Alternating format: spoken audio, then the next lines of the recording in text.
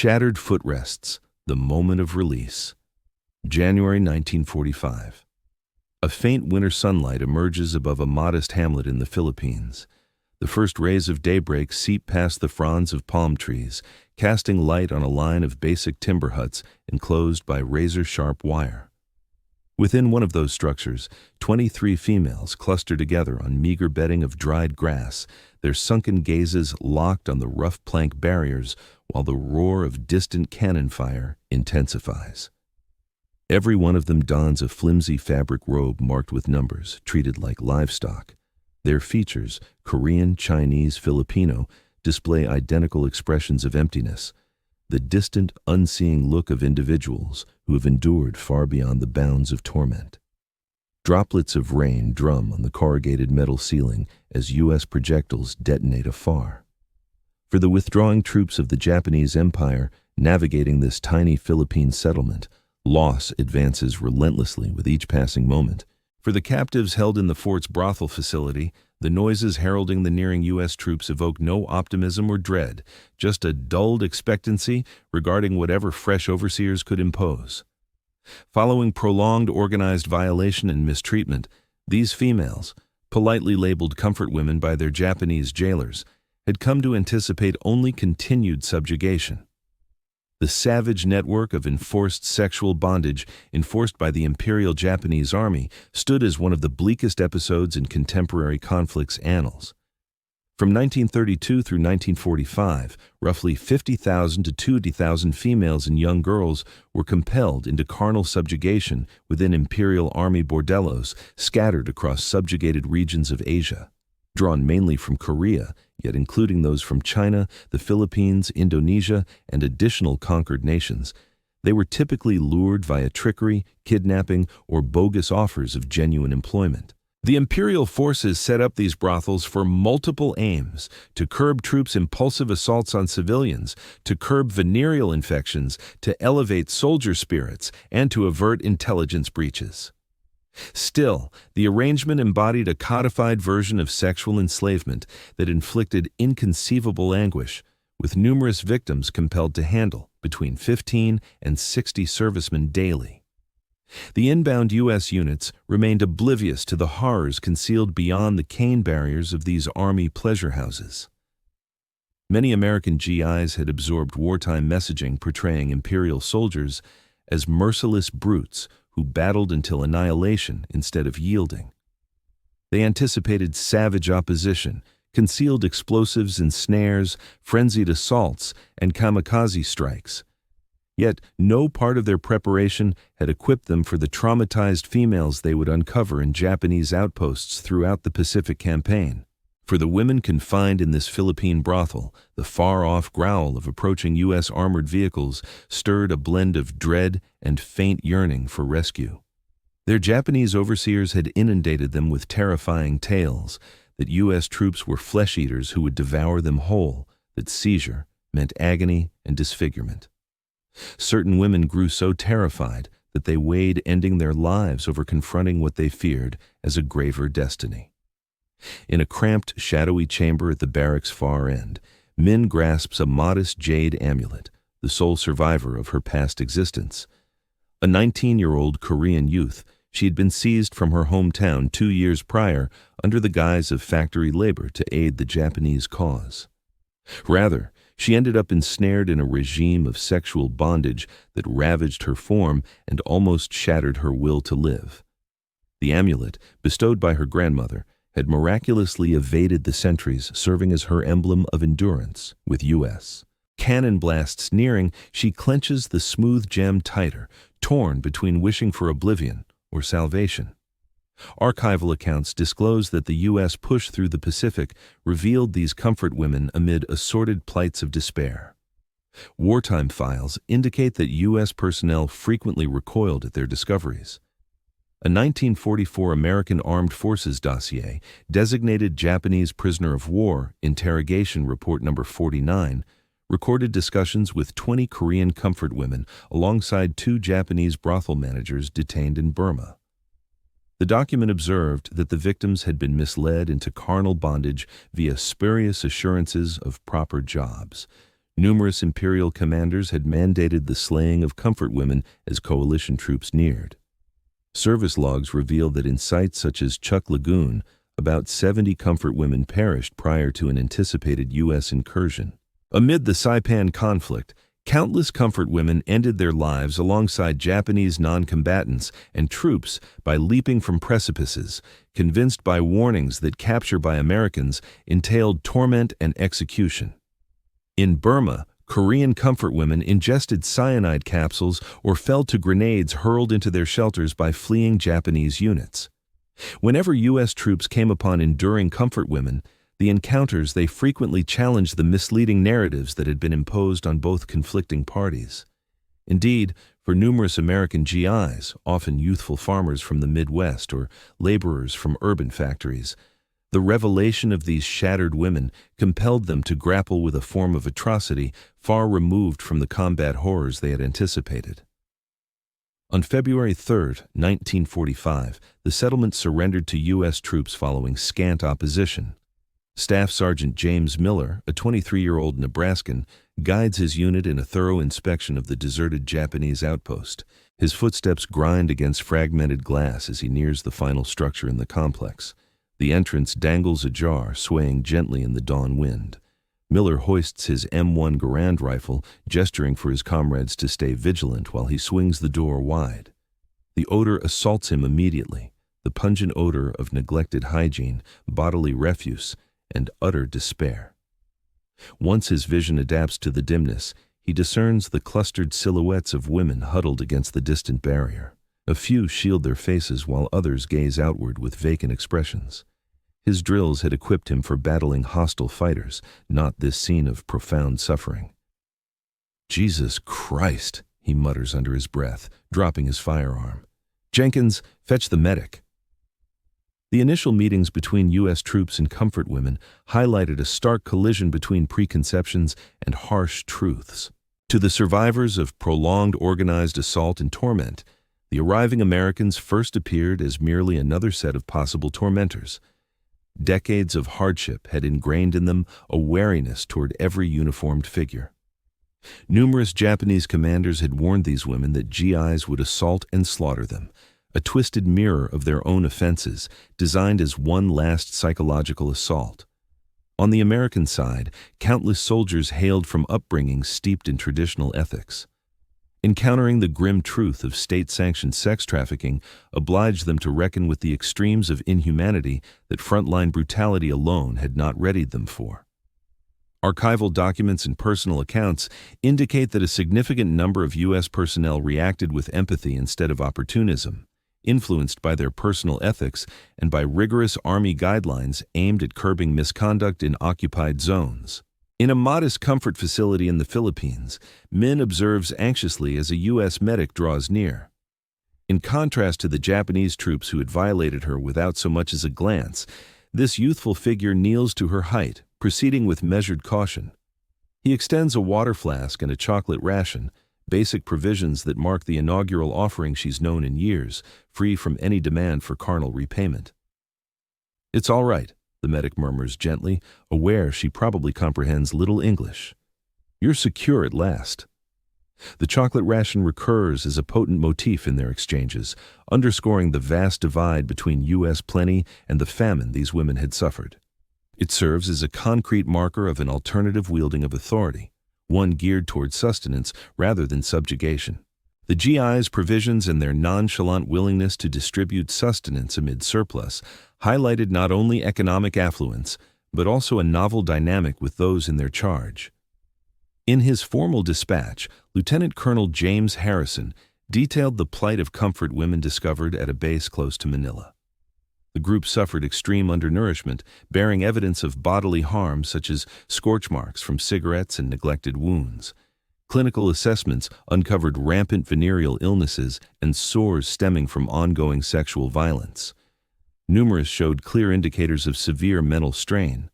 At first, they rejected care, seeming convinced that U.S. health workers intended injury. The lieutenant colonel's account exposes the deep-seated suspicion embedded in these women. Their ordeals had ingrained the lesson that armed men signaled peril, not rescue. To the Allied command, uncovering comfort women posed simultaneous moral and operational dilemmas. How to tend to profoundly scarred individuals, many communicating in tongues with scant translation support. How to foster confidence among survivors primed to dread military attire. In her 1985 autobiography, Army Nurse Lieutenant Sarah Daniels remembered, "They barred all male staff from approaching initially. Certain ones would shriek at the sight of a uniformed man. We assembled exclusively female care units wherever feasible. The women feared we were merely grooming them for U.S. forces, shifting them from one captor faction to the next.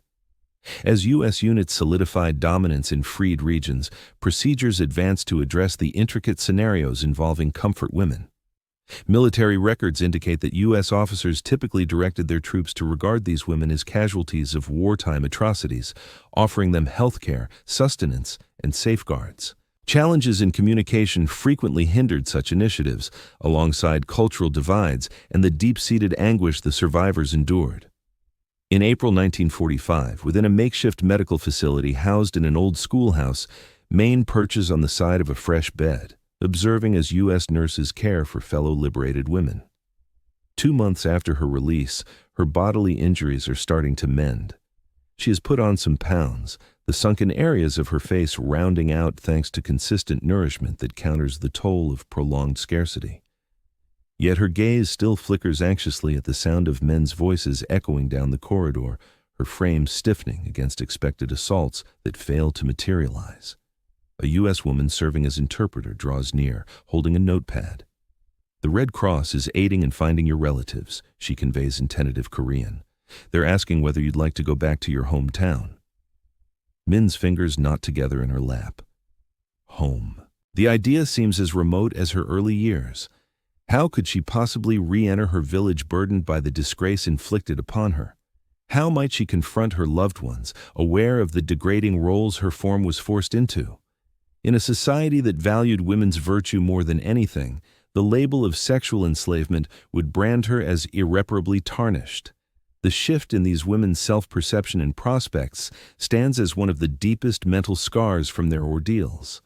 Accounts from archives and those who lived through it show that numerous comfort women opted against rejoining their original villages post-freedom, dreading exclusion and disdain. The disgrace tied to sexual assault, unfairly shouldered by those harmed rather than the offenders, blocked many from resuming their prior lives. For Malin and others in her position, the cessation of bodily confinement didn't equate to genuine freedom. Societal views on women's sensuality and innocence forged unseen shackles that trapped countless survivors for years to come. Despite the substantial supplies and noble aims of the U.S. rescue teams, they couldn't dispel the societal scorn looming for these women upon repatriation. This disdain proved so overwhelming that many kept their ordeals hidden for generations following the conflict. Only in the early 1990s, almost 50 years post-war, did ex-comfort women start voicing their narratives openly, shattering a shared hush upheld not merely by Japanese refusals, but by their own society's reluctance to recognize their pain. By June 1945, the conflict in the Pacific presses on fiercely, yet inside this modest medical outpost, another form of conflict emerges. The fight to reconstruct existences fractured by organized sexual exploitation. Min has emerged as an unofficial guide for the ex-comfort women, her advancing command of English enabling her to link the group with their U.S. guardians. On this day, she faces Captain Robert Williams, an intel specialist charged with recording wartime offenses. A dish of U.S. biscuits rests between them on the surface, emblematic of plenty that starkly opposes the meager allotments of the comfort sites. Min selects one, scrutinizing its even contours prior to nibbling a modest piece.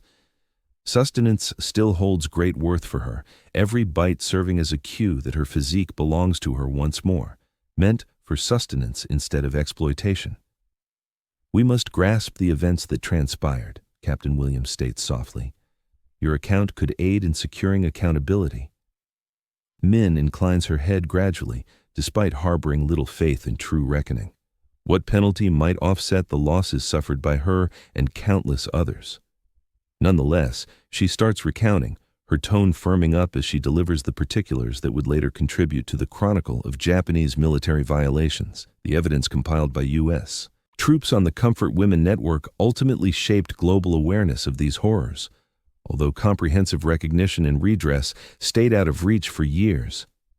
While the Tokyo War Crimes Tribunal tackled certain Japanese offenses, the Comfort Women system garnered too little focus, leaving the majority of culprits unpunished.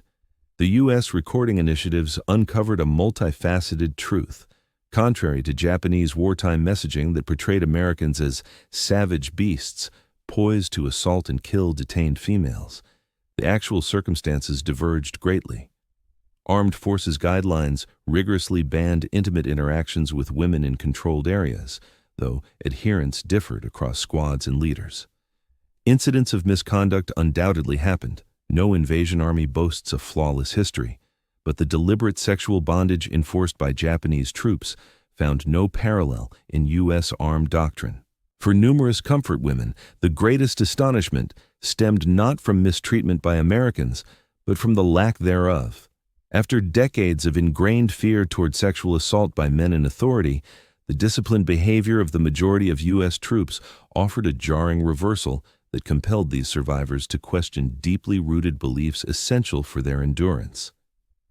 "They didn't lay a hand on us," remembered ex-comfort woman Kim Hawkson during a 1991 discussion. "We braced ourselves to persist as comfort women even under American oversight. Realizing that wasn't their plan, numerous women collapsed into sobs blending relief and bewilderment. Following endless assaults each day, the mere lack of abuse felt like a stunning jolt. This account underscores a heartbreaking truth. For these individuals, such brutality had grown so routine that its omission unsettled them profoundly. Their sense of self had dwindled to mere vessels of desire for so many years that receiving treatment as full persons, entitled to health care, nourishment, and respect, sparked a deep mental shift. On August 15, 1945, Emperor Hirohito's broadcast of capitulation echoes across Pacific airwaves. At the rehabilitation facility housing Min and about 30 fellow ex-comfort women, the announcement stirs a tangle of feelings. The conflict that shattered their worlds has concluded, yet uncertainty looms over the era of tranquility ahead. For Min, the jade necklace she safeguarded through her torment now embodies not only her history, but also potential horizons. As U.S. administrators in the region labor to send refugees back home across Asia, she reaches a choice that astonishes her. She opts against going back to her Korean village where she'd be seen as tainted. Rather, she seeks a role as an interpreter with the occupying powers. Her proficiency in Japanese, Korean, and emerging English renders her useful for intellectual contributions, unrelated to her physical form. The clatter of U.S. military footwear in corridors ceases to provoke panic in her. Freely distributed chocolate and biscuits have turned ordinary, no longer wondrous. Within this routine, amid routine exchanges where her intellect trumps her body, she starts recovering fragments of her identity that the conflict almost erased. The varied trajectories pursued by former comfort women post-freedom illustrate the intricate process of healing from severe injury. Archival evidence indicates that although certain women rejoined their native villages, typically keeping their ordeals hidden, others constructed fresh existences elsewhere. A few secured positions with governing bodies or aid groups, leveraging languages learned in bondage to craft renewed personas. The U.S. oversight of Japan introduced its share of inconsistencies concerning sexual abuse.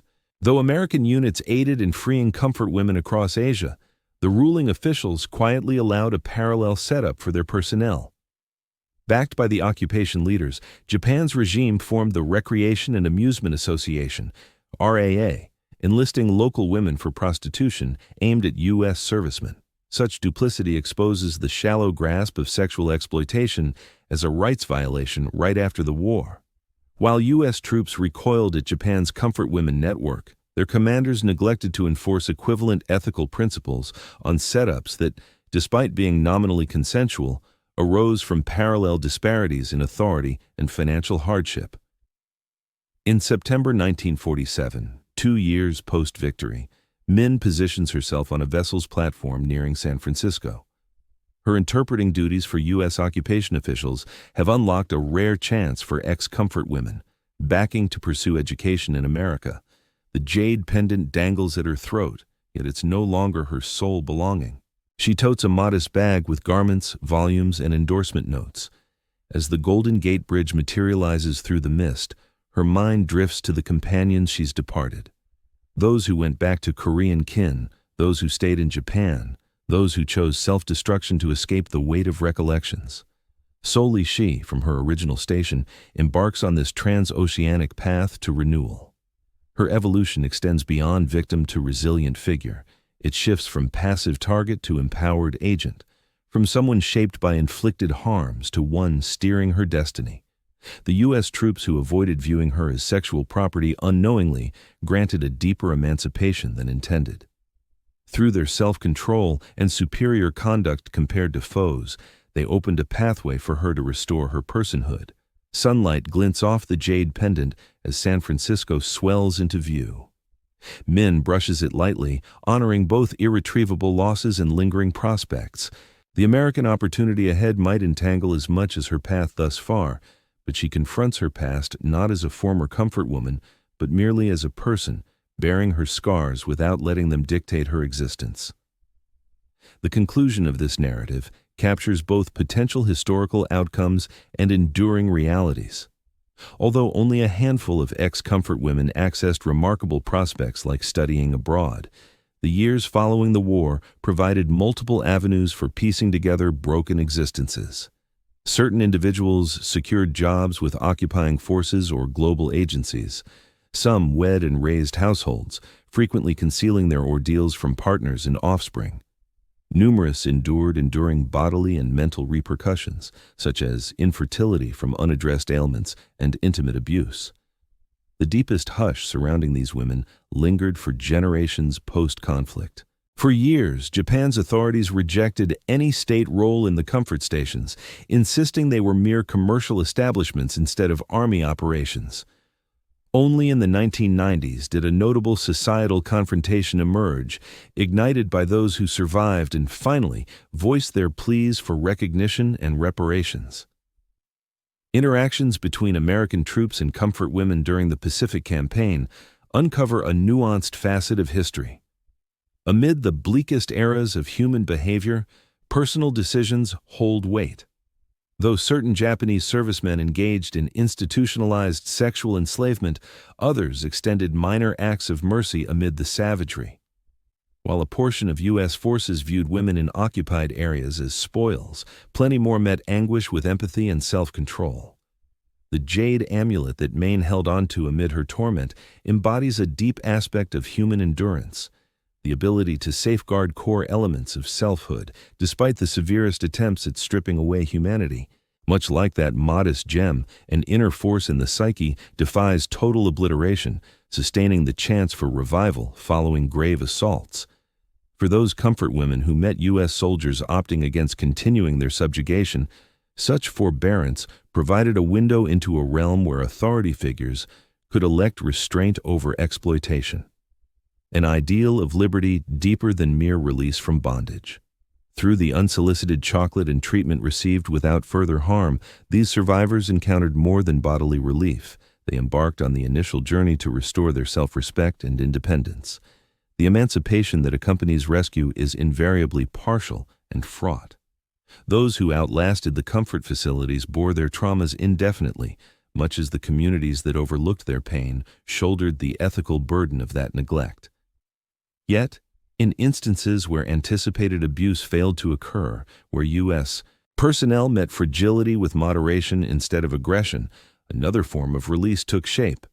Beyond escape from fetters, it was the liberty to envision a future where personal worth could be respected without exception. Amid the vast expanses of history's horrors, such instances emerge as faint verdant sprouts, unable to undo the surrounding ruin, but affirming the potential for regrowth and the persistent strength of the human soul to restart, even in the wake of the gravest transgressions. The accounts of these comfort women serve as a poignant reminder that although our potential for brutality appears infinite, our aptitude for perseverance, empathy, and in the end, optimism runs just as deep,